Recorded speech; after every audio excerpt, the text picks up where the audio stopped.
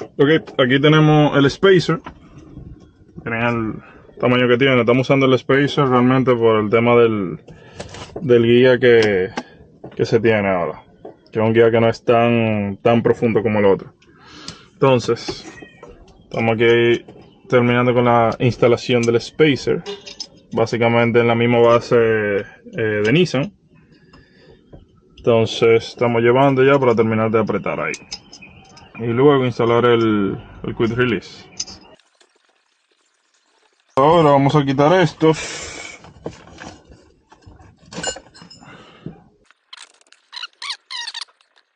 Y vamos a instalar esto.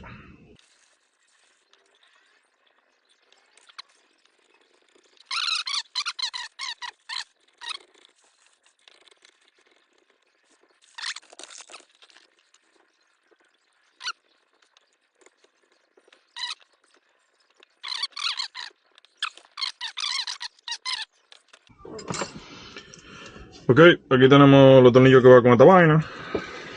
Con el guía. Vamos a instalarlo aquí. Ta, ta, ta, ta, ta, ta, ta. Ok, aquí que va. Vamos allá.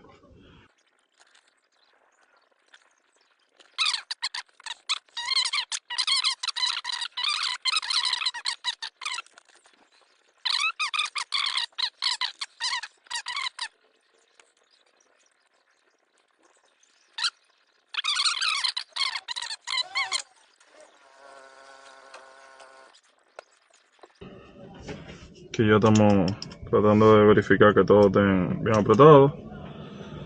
Para luego no tener un inconveniente por ahí. Ahorita andamos todo lo que da y se nos queda en la mano. Vamos a probar a ver si quedó bien.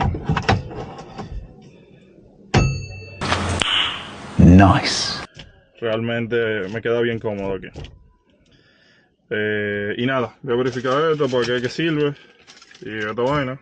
Para sacar y instalárselo y de una vez poner eso. Muchas gracias por acompañarme.